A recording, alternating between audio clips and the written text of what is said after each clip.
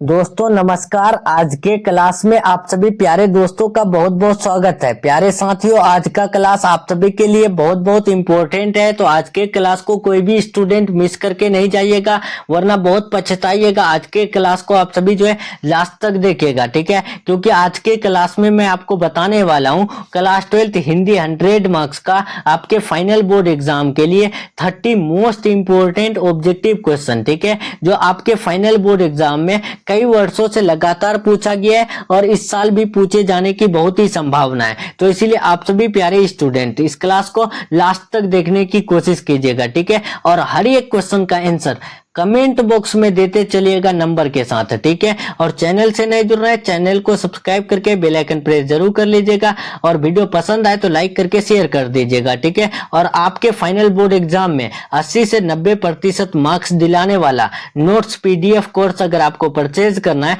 तो इस नंबर में कॉल मैसेज करके परचेज कर सकते हैं, ठीक है, जिसमें आपको 400 गेस ऑब्जेक्टिव और 100 गेस सब्जेक्टिव एक सब्जेक्ट का मिलता है, ठीक है। अगर आप इसे याद कर लेते हैं तो 80 से 90% लाने से कोई नहीं रोक सकता है प्यारे बच्चों, ठीक है। तो चलिए हम लोग क्लास को शुरू करते हैं। चलते हैं फर्स्ट क्वेश्चन। देखिए पहला क्वेश्चन आपके स्क्रीन में है और पूछा गया है, काफी इंपॉर्टेंट क्वेश्चन है कि महेश्वर कौन सा फल लेकर आया था? आम, केला, सेब, संतरा। तो महेश्वर कौन सा फल लेकर आया था? तो आप याद रखिएगा आम लेकर आए थे, ठीक है। महेश्वर कौन है? तो महेश्वर जो है मालती के पति है, ठीक है। और देखिए अगर आपको पूछ दे कि महेश्वर पेशे से क्या थे, तो महेश्वर पेशे से डॉक्टर थे। और महेश्वर कौन सा बीमारी का ऑपरेशन करके आए थे? तो गैंग्रीन बीमारी का ऑपरेशन करके आए थे, ठीक है, याद रहेगा। नेक्स्ट दूसरा नंबर क्वेश्चन देखिए, तार सप्तक के संपादक कौन है? तो तार सप्तक के जो संपादक है वो आपको बताना है, वो कौन है? विधानिवास मिश्र, या फिर धर्मवीर भारती, कन्हैयालाल चंदन, या फिर अज्ञे जी। तो आप याद रखिएगा अज्ञे जी हो जाएगा। नेक्स्ट चलते हैं तीसरा नंबर, गैंग्रीन इनमें किससे संबंधित है? गैंग्रीन क्या है? क्या एक पशु है? देखिए क्या वह एक पशु है, देश है, वनस्पति है, बीमारी है? तो आपको पता होगा कि गैंग्रीन एक बीमारी है जिसका ऑपरेशन करके आए थे कौन? तो वो है यानी महेश्वर। नेक्स्ट चलते हैं 4 नंबर, शेखर एक जीवनी किस विधा की कीर्ति है? तो शेखर एक जीवनी जो है वो क्या है? निबंध, आलोचना, उपन्यास, जीवनी। तो आप याद रखिएगा यह एक उपन्यास है। नेक्स्ट चलते हैं 5 नंबर, अज्ञे जी के पिता का नाम क्या था? दयानंद शास्त्री, हीरानंद शास्त्री, अभयानंद शास्त्री, अच्युतानंद शास्त्री। तो आप याद रखिएगा राइट आंसर बी हो जाएगा Hiranand Shastri. Next 6 number question देखिए, द का उच्चारण स्थान क्या है? द का जो उच्चारण स्थान हो जाएगा वो क्या हो जाएगा? कंठ, दांत, मूर्धा, ओष्ठ। तो आप याद रखिएगा प्यारे बच्चों द का जो उच्चारण स्थान हो जाएगा इनमें से कोई नहीं होगा। यहाँ पर ऑप्शन गलत दे दिया गया है, तालु होगा, ठीक है। द का उच्चारण स्थान जो होता है वो तालु होता है। आप याद रखिएगा प्यारे बच्चों, यहाँ पर जो मिस्टेक कर दिया गया है तो आप यहाँ पर ओष्ठ को तालु समझ सकते हैं, ठीक है।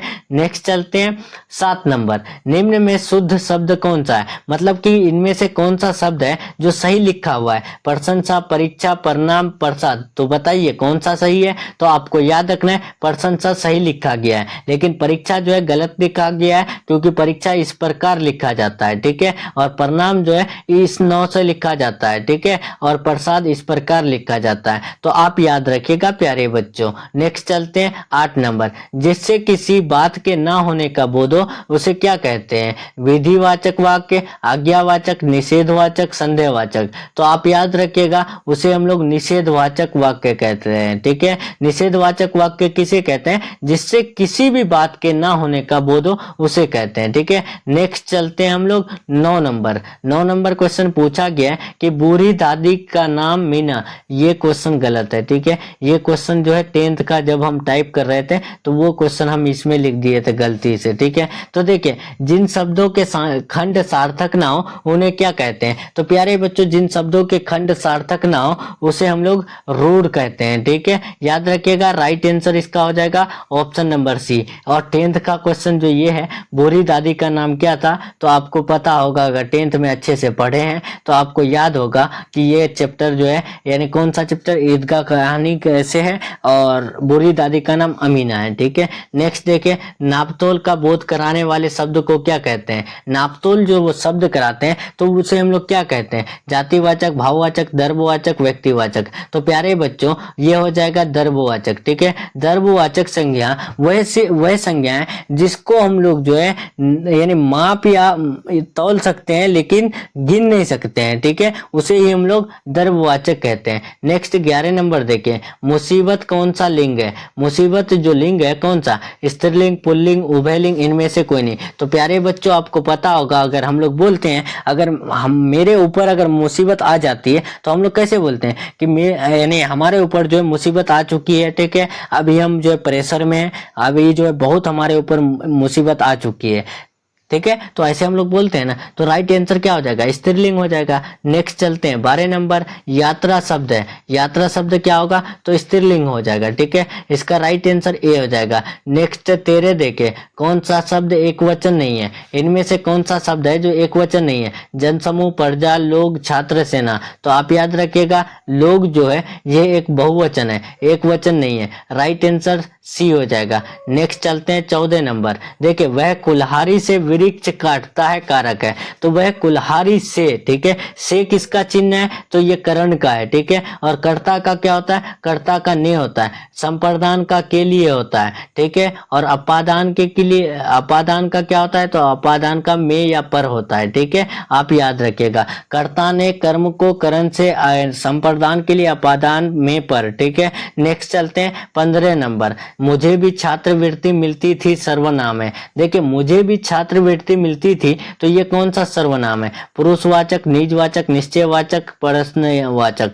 तो आप याद रखिएगा 15 का जो राइट आंसर हो जाएगा ये हो जाएगा ऑप्शन नंबर ए, पुरुषवाचक। नेक्स्ट चलते हैं 16 नंबर, एक लेख और एक पत्र के रचनाकार कौन है, तो एक लेख और एक पत्र के जो रचनाकार है वो है भगत सिंह। ठीक है, राइट आंसर सी हो जाएगा। नेक्स्ट 17 नंबर देखिए, भगत सिंह को कांग्रेस तथा महात्मा गांधी से मोहभंग कब हुआ था, तो भगत सिंह को कांग्रेस और महात्मा गांधी से जो मोहभंग हुआ था कब, 1920, 21, 22, 23। तो इसका राइट आंसर आपको याद रखना है 1921 में महात्मा गांधी और कांग्रेस से मोहभंग हुआ था भगत सिंह जी को। ठीक है, right answer option number B हो जाएगा। नेक्स्ट 18 नंबर क्वेश्चन देखिए, भगत सिंह के पिता का नाम क्या था, सरदार विष्णु सिंह, सरदार किशन सिंह, सरदार पीरथ सिंह, सरदार कीरत सिंह। तो आप याद रखिएगा प्यारे बच्चों, भगत सिंह के पिता का नाम सरदार किशन सिंह था। ठीक है, राइट आंसर बी हो जाएगा। और भगत सिंह के चाचा का नाम क्या था,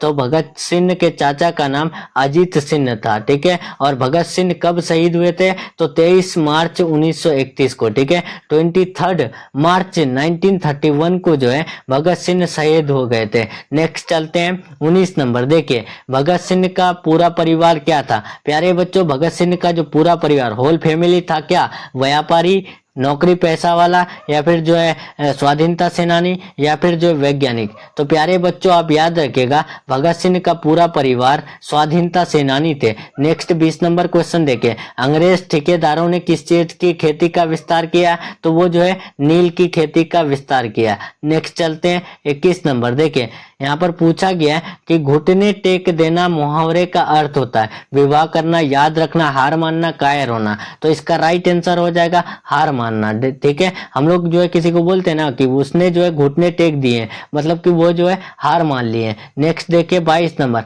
हाथ मलना मुहावरे का अर्थ होता है। तो हाथ मलना मुहावरे का अर्थ क्या होगा, मांग करना, पछताना, पीछे रह जाना, दुखी हो जाना। तो राइट आंसर हो जाएगा पछताना। ठीक है, हाथ मलना का मतलब क्या हो जाएगा, पछताना। ठीक है, नेक्स्ट 23 नंबर देखिए, जो समय के अनुकूल चला आया हो कहलाता है। तो जो समय के अनुकूल चला आया हो उसे हम लोग समयानुकूल कहते हैं। ठीक है, राइट आंसर डी हो जाएगा। नेक्स्ट 24 नंबर, जो स्त्री अभिनय करती हो कहलाता है। तो जो स्त्री अभिनय करती हो उसे हम लोग अभिनेत्री कहते हैं। नेक्स्ट 25 नंबर देखिए, वन में चरने वाला क्या कहलाता है? जीव, जानवर, वनचर, बनानी। तो आपको पता होगा वन में चरने वाला वनचर कहलाता है। नेक्स्ट 26 नंबर, आदान का विपरीतार्थक क्या होता है? तो आदान का उल्टा जो होता है आपको पता होगा प्यारे बच्चों, आदान का उल्टा क्या होता है बताना है आपको। इसका राइट आंसर फटाफट से, तो इसका राइट आंसर हो जाएगा प्रदान। ठीक है, right answer option number A हो जाएगा। नेक्स्ट चलते हैं 27 नंबर, आशा का विपरीतार्थक क्या होता है? तो आशा का जो विपरीतार्थक होता है वो निराशा होता है। ठीक है, नेक्स्ट 28 नंबर देखिए, यानी अग्रज शब्द का विलोम है। अग्रज शब्द का विलोम क्या होता है? तो अनुज होता है। ठीक है, राइट आंसर ए हो जाएगा। नेक्स्ट 29 नंबर देखिए, ज्ञात का विलोम है। ज्ञात का विलोम क्या होता है? तो ज्ञात का विलोम होता है अज्ञात। ठीक है, इसका राइट आंसर ए हो जाए, सॉरी बी हो जाएगा। ठीक है, राइट आंसर बी हो जाएगा। नेक्स्ट चलते हैं 30 नंबर देखिए, खरा का विलोम है। पूछा गया क्वेश्चन है, इंपॉर्टेंट क्वेश्चन है, आप याद रखिएगा। खरा का विलोम क्या होता है? तो खोटा, परा, लेटा, बैठा। तो राइट आंसर आप याद रखिएगा प्यारे बच्चों, खरा का उल्टा जो है खोटा होता है। ठीक है, और आपका यहाँ पर हिंदी का टॉप 30 इंपॉर्टेंट ऑब्जेक्टिव क्वेश्चन का क्लास कंप्लीट हो रहा है। क्लास कैसा लगा कमेंट में बताइएगा जरूर, और आप लोग ईमानदारी के साथ जरूर बताइएगा 30 में आप लोग कितना सही किए। ठीक है, और प्यारे बच्चों आपको 80 से 90% मार्क्स दिलाने वाला नोट्स PDF कोर्स परचेज करना चाहते हैं तो आप इस नंबर में यानी कॉल मैसेज करके परचेज कर सकते हैं। नंबर है 7366865888। ठीक है, तो चलिए प्यारे बच्चों मिलते हैं नेक्स्ट क्लास में नेक्स्ट टॉपिक के साथ। तब तक के लिए अपना ख्याल रखें, अपना स्टडी जारी रखें। Take care, thanks for watching. Channel से नए जुड़े हैं, चैनल को सब्सक्राइब कर लीजिएगा।